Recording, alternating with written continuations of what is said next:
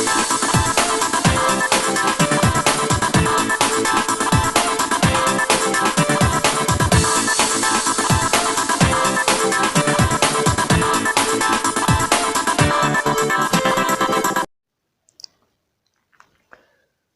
दोस्तों, एक बार फिर आप सभी का बहुत बहुत स्वागत है आपके अपने YouTube channel Raghav e learning पे। और दोस्तों, आज के वीडियो में हम लोग बात करेंगे डेयरी रसायन एवं पशु पोषण। ये BSc एग्रीकल्चर 7 सेमेस्टर का एक सब्जेक्ट है, ठीक है। और इसके जो 2 पार्ट्स हैं वो रिलीज हो चुके हैं हमारे चैनल पे। आपने अगर नहीं देखे तो आप जाके देख सकते हैं, या इस वीडियो के डिस्क्रिप्शन में लिंक आपको मिल जाएगी, वहाँ से देख सकते हैं।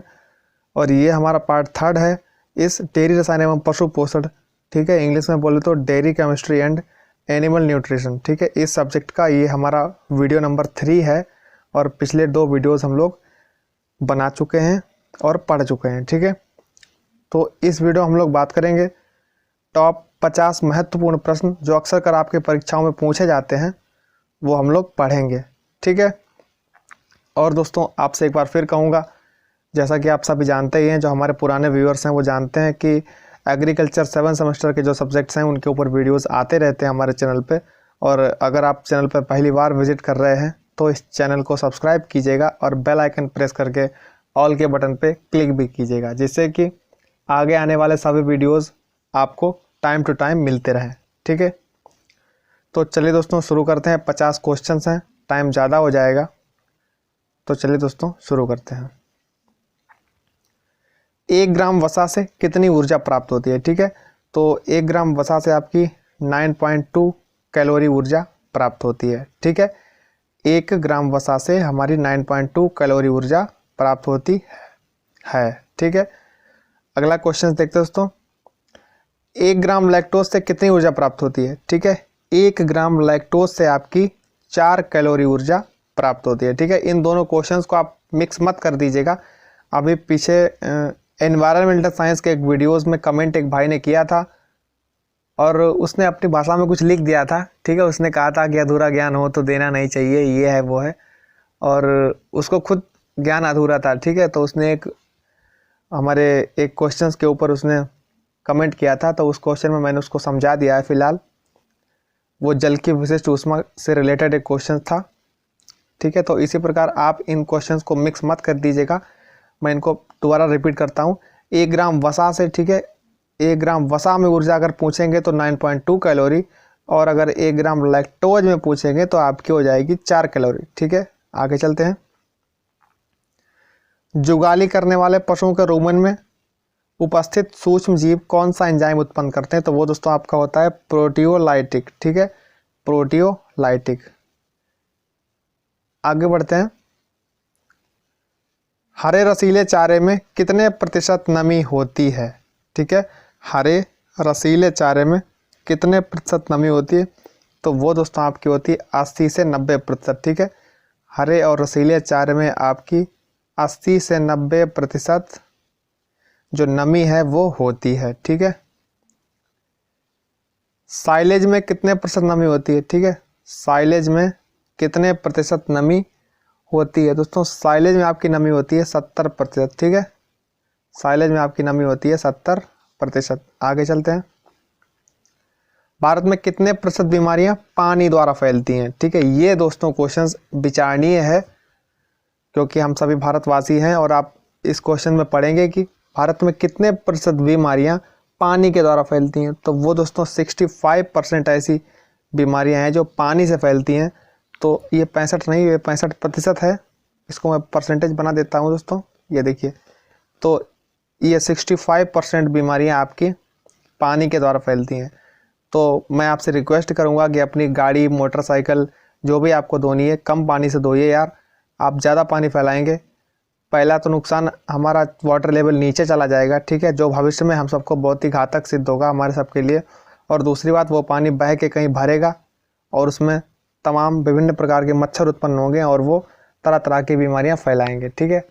तो इसके 2-3 कारण मुख्य हैं। आप पानी बिल्कुल कम फैलाएं, जितने में आपका काम हो जाए उतना ही फैलाएं, ठीक है। आगे चलते हैं।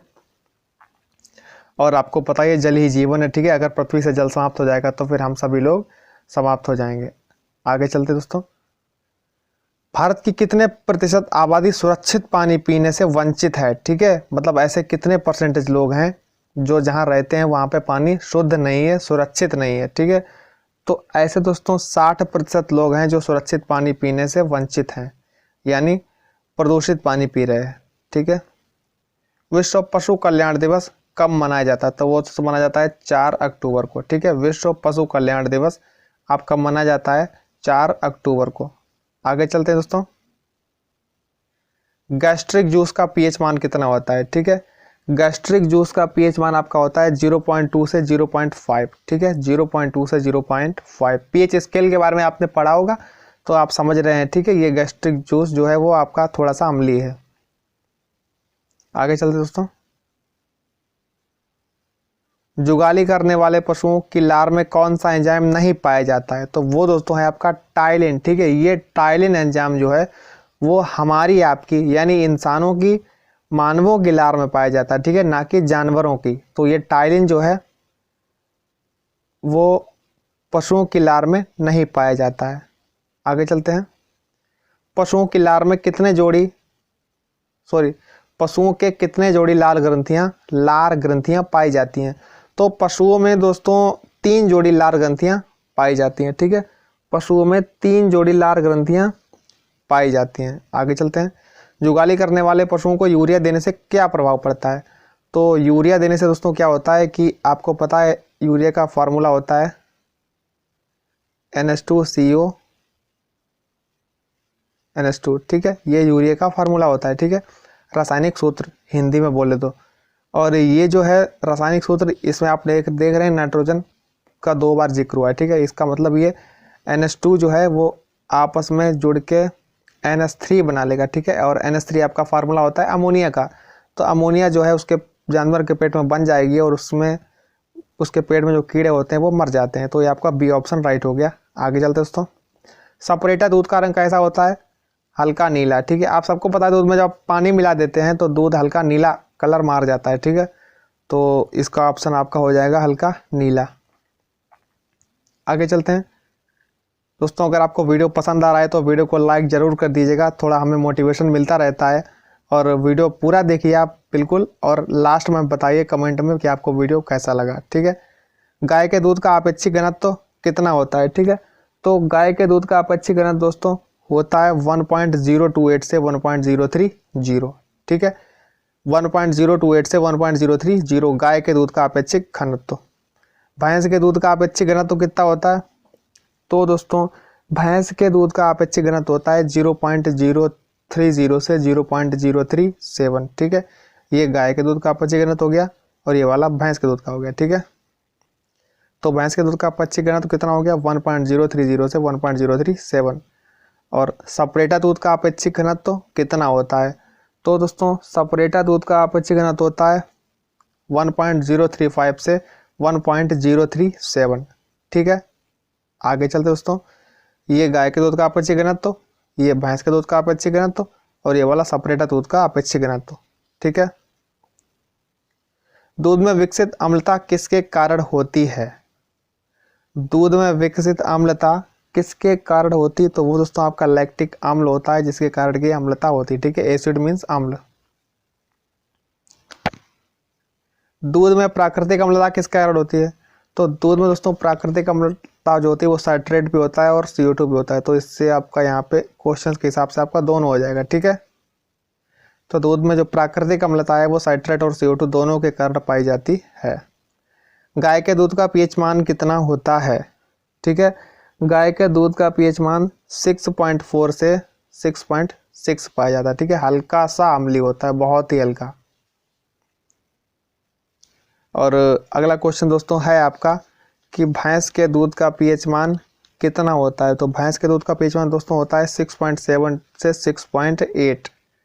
ठीक है, आगे चलते हैं, किसका दूध क्षय रोग जीवाणु प्रतिरोधी है? तो बकरी जो है इसका दूध क्षय रोग जीवाणु प्रतिरोधी है। और अगर आपको मलेरिया हो जाता है तो भी डॉक्टर कहता है कि बकरी का दूध पीजिए। ठीक है,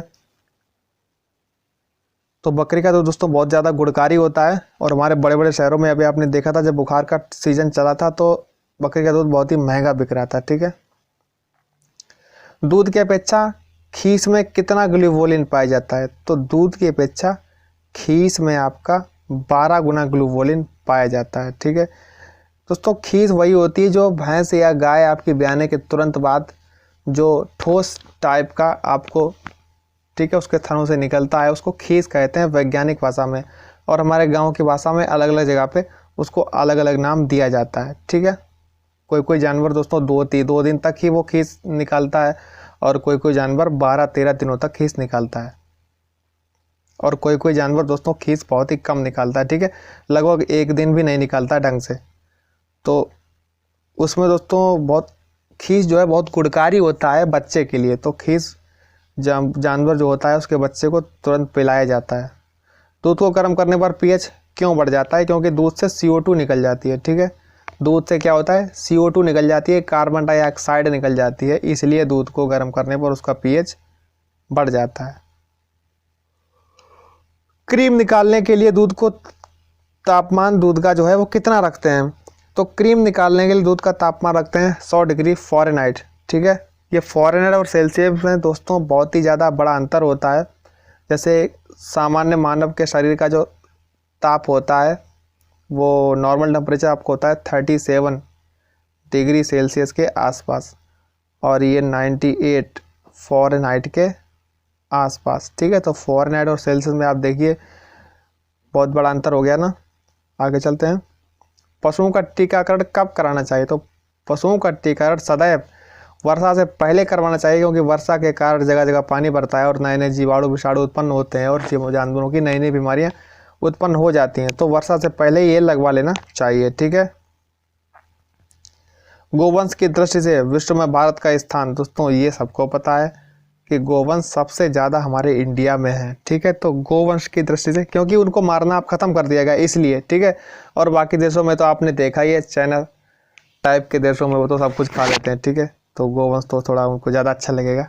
आगे चलते हैं। 1 एकड़ ज़मीन के ऊपर कितने पशु पाले जा सकते हैं? तो 5 से 6। ठीक है, वैसे ये एक मानक है। ठीक है, 5 से 6 का एक मानक है। वैसे पालने को आप 8 से 10 भी पाल सकते हैं, और 2 से 3 भी पाल सकते हैं। ठीक है, लेकिन एक मानक अगर देखा जाए, मानक के हिसाब से, तो 5 से 6 पशु 1 एकड़ ज़मीन के ऊपर पाले जा सकते हैं। ठीक है, 1 एकड़ में आपका 5 बीघा होता है। ठीक है, 1 एकड़ में आपका 5 बीघा होता है, ये आप सबको पता होगा। नेपियर कब तक हरा चारा देती है? तो नेपियर दोस्तों 1 वर्षीय होती है, तो ये 1 साल तक हरा चारा देती है। ठीक है, घोड़े में कुल कितनी हड्डियां पाई जाती हैं? ठीक है, तो घोड़े में दोस्तों टोटल हड्डी जो पाई जाती है वो आपकी होती है 208। ठीक है, घोड़े में हड्डियां पाई जाती हैं 208, और मानव शरीर में 206। ठीक है, हे बनाने के लिए चारे में क्या अधिक होना चाहिए? तो हे बनाने के लिए चारे में दोस्तों प्रोटीन अधिक होना चाहिए। ठीक है, प्रोटीन अधिक होना चाहिए। बिक्री मूल्य का निर्धारण जो है उसके लिए हमें किसका ज्ञात होना आवश्यक है? तो वो दोस्तों होता है दुग्ध उत्पादन परिव्यय। ठीक है, दुग्ध उत्पादन पे हमारा कितना खर्चा हुआ है, यही सब गुणा भाग लगा के ही हम लोग दोस्तों तय करेंगे कि हमारा दूध कितने रुपए प्रति लीटर होना चाहिए। ठीक है, और उसमें अगला है दुग्ध उत्पादन परिव्यय ज्ञात करने की जो विधि, वो कौन सी विधि है? सूत्र विधि। दोस्तों इसका एक फार्मूला होता है, और फिलहाल आपको फार्मूला की कोई ज़रूरत नहीं है। ठीक है, लेकिन आपकी किताब में फार्मूला दिया गया है। दुग्ध उत्पादन परिव्यय को मुख्य रूप से कौन सी लागत प्रभावित करती है? तो चारा और दाना। ठीक है दोस्तों, ये ज़्यादा जो खर्चा होता है वो चारा और दाना में ही हो जाता है। आप सब लोग समझ रहे होंगे 4-5 किलो दाना अप्रॉक्सीमेटली, ठीक है, एक दिन में जानवर को एवरेज दिया जाना चाहिए, और 5 किलो दाना आप समझ सकते हैं कि 100 रुपये का हो गया। तो ये जो दुग्ध उत्पादन परिव्यय जो है उसको मुख्य रूप से जो प्रभावित करता है वो होता है चारा तथा दाना। कुल व्यय का कितना भाग डेयरी श्रमिकों पर खर्च हो जाता है? तो कुल व्यय का दोस्तों 20% श्रम पे खर्च होता है, और 20% के हिसाब से 1/5 वाला ऑप्शन आपका राइट है। ठीक है, 20% या 1/5। कुल उत्पादन परिव्यय का चारे तथा रावत पर कुल व्यय का कितने प्रतिशत होता है? तो वो दोस्तों आपका होता है 60 से 65%। ठीक है, कितना होता है? 60 से 65%। कुल उत्पादन परिव्यय का कितने प्रतिशत श्रम पे खर्च होता है? अभी आपने देखा 20%, ठीक है, या 1/5, ठीक है। कहीं कहीं 1/5 अगर आपको मिल जाता है तो आप 1/5 पे टिक करेंगे, और अगर आपको 20% दिख जाता है तो आप 20% पे क्लिक करेंगे, ठीक है। आगे चलते हैं। सस्ते दुग्ध उत्पादन के लिए किसका होना आवश्यक है? चारागाह दोस्तों। ये चारा, अभी आपने जस्ट ऊपर देखा कि चारा तथा दाना, ठीक है, मेन उसको प्रभावित करने वाले कारक हैं दुग्ध उत्पादन परिव्यय को। तो अगर आपको चारा ही मिल जाएगा तो फिर आपका जो सारा खर्चा है वो बच जाएगा, ठीक है। चारागाह से पशुओं के चारे के अतिरिक्त और क्या मिलता है? तो चारागाह से दोस्तों पशु जो है वो, उनको व्यायाम अच्छा हो जाता है, ठीक है। पशुओं का व्यायाम चारागाह से अच्छा हो जाता है और उनका पाचन क्रिया उनकी एकदम राइट टाइम रहती है, ठीक है। जीवाणु होते हैं दोस्तों, सबको पता है, आपने इंटर में पढ़े होंगे, बायोलॉजी में या हाई स्कूल में पढ़े होंगे, जीवाणु हमेशा एक कोश के होते हैं, ठीक है। शीत प्रिय जीवाणु किस टेम्परेचर पर सर्वाधिक वृद्धि करते हैं? तो वो दोस्तों करते हैं 3 से 20 डिग्री सेंटीग्रेड, ठीक है। 3 degree centigrade to 20 degree centigrade, इस तापमान पर जो शीत प्रिय जीवाणु होते हैं वो सर्वाधिक अपना वृद्धि करते हैं। उष्ण प्रिय जीवाणु किस तापमान पर सर्वाधिक वृद्धि करते हैं? तो वो दोस्तों आपका करते हैं 30 से 37 डिग्री सेंटीग्रेड पर, ठीक है। आगे चलते हैं दोस्तों। जीवाणु बनाने वाले जीवाणुओं को क्या कहते हैं? तो दोस्तों जीवाणु बनाने वाले जीवाणु को हम लोग कहते हैं शीत प्रिय जीवाणु, ठीक है। क्या कहते हैं? शीत प्रिय जीवाणु। आगे चलेंगे। जीवाणुओं में जनन किस प्रकार होता है? तो जीवाणुओं में जनन जो होता है दोस्तों वो आपका होता है द्विखंडन द्वारा, ठीक है। द्विखंडन द्वारा। किसके द्वारा होता है? द्विखंडन द्वारा, ठीक है।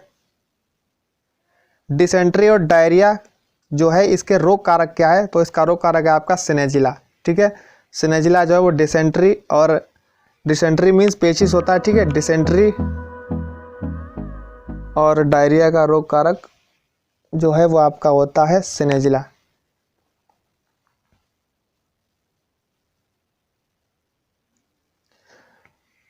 दूध में ऑयली स्मेल पैदा करने वाला जीवाणु है, तो वो दोस्तों आप, मुझे लगता है आपने ये देख के समझ गए होंगे, एस लिक्विफेशियंस, ठीक है। एस लिक्विफेशियंस, ये जो जीवाणु है वो दूध में आपकी ऑयली स्मेल पैदा करता है, ठीक है। गाय के दूध का न्यूनतम वसा परसेंट जो होता है वो दोस्तों आपका 3.5% होता है, ठीक है। कितना होता है? 3.5%।